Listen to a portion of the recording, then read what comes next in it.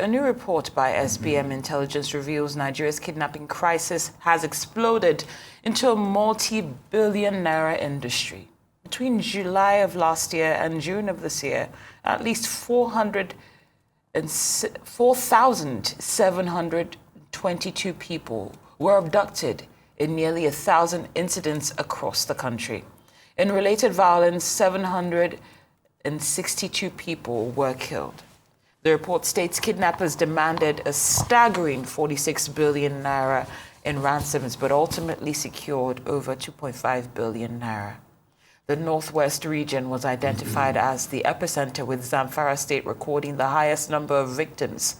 The report describes kidnapping as a structured, profit-driven enterprise with networks that exploit weak security and poor economic conditions. It was noted that while ransom amounts in naira have grown, their dollar value has not kept pace due to inflation. The report also warns that Islamist groups are increasingly participating in the abduction economy, with proceeds funding insurgency. Arise News analyst Dayo Sobowale joins us for a conversation about what has become a huge industry in Nigeria and how to address it. Good afternoon, Mr. Sobowale. Many thanks. Good afternoon, Mr. Sobowale. It's a pleasure being here as usual. Very disturbing numbers, very unfortunate situation. What's your first take on this? Well, it is a challenge to the Nigeria state, to governments, all the state governments, and to the federal government itself. But an article in this day, back page, Segun Adeni, the former secretary to Yaradua, he wrote an article. The title is "When the State Kneels Before the Gun." When the state kneels before the gun. And he said it's not his own title, that a young journalist wrote about what is happening in Katsina State. And he mentioned what the journalist narrated, that he went with village chiefs, monarchs, and local government chairmen to the bush, to negotiate with Fulani militia, that's what they call them, and to promise them that they will give them certain things if they leave their people alone, and if they allow farmers to return to the farm and traders to go to the market and for life to be. No, the title was "When the State Kneels Before the Gun." That is what I mean by it's a challenge to the state. I always define government here as the ability of the government of the day to quell any challenge to its authority legitimately and with violence. That's how you can secure the state. The state is being challenged all over Nigeria and kidnapping. In fact, there is a story there, for you to know that it's all pervasive, story there of a son who told kidnappers about the movement of his dad, and I think eventually they paid money, the dad was killed, and the boy was given just 150,000 naira out of 5 million. So it is a pervasive societal issue, but unfortunately it's more pervasive in the north. He mentioned he was press secretary to Yaradua, but he said when this thing happened, Buhari was there. And he went to Katsina because he knew people there. And he told Buhari that something has to be done because he was elected to provide security. Similarly, Tinubu too is elected to provide security. So I don't see how the state can feel comfortable when people are wresting territory of governance from it and doing so illegally and with impunity. So let's leave it at that for now.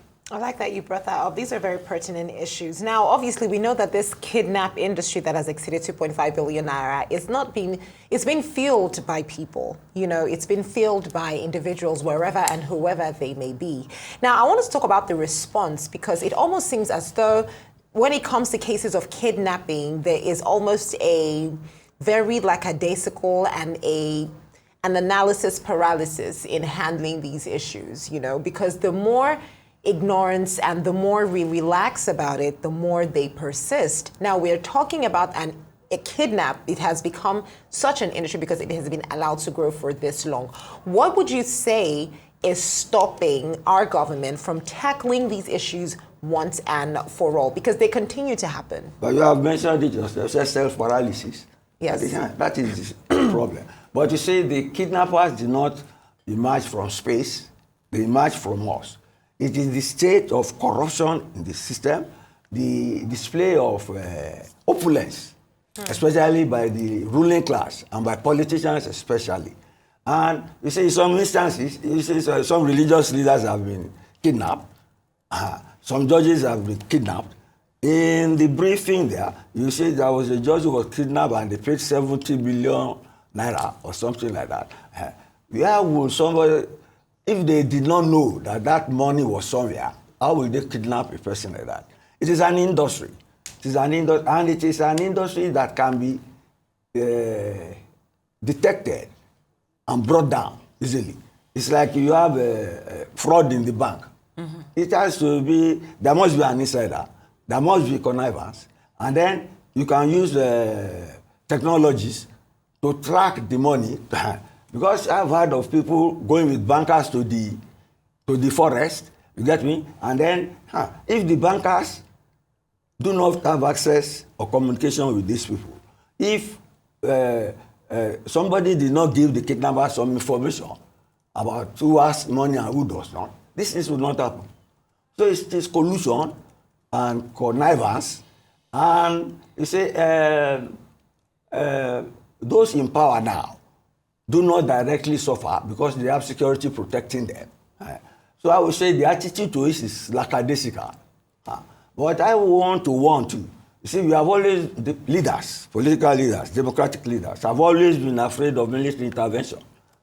But this is subtle type of military intervention because they are ceding territory to bandits, kidnappers, and hoodlums. They are ceding territory. And unfortunately, it's almost all over the whole of the Sahel. You get me? Because the Sahel is a sprawling mass of territory, and policing governance does not stretch there. So there's a lacuna. It is this lacuna that political, social lacuna that these bandits, these jihadists, these hoodlums, the such space that they take and provide governance to people in exchange for them paying, they take taxes from them, and they use that to further their nefarious activities. You see, we made the mistake sometime when we battered with those in the riverine areas and made them security operatives. That has emboldened them. You have seen one of them even challenging the state right now. Mm-hmm. So the policy was that you use a thief to chase the thief. But when the thief gets powerful, the thief can take on the state. Mm-hmm. Can take on the state. So we have made the error, but it is the business of government and it is a security problem. You have a national security advisor. These are areas they should look into. Let them read that Sheikh Madeni's column today. It's very illustrative, and I recommend it to them. Absolutely, Mr. Sobowale, in 30 seconds, please.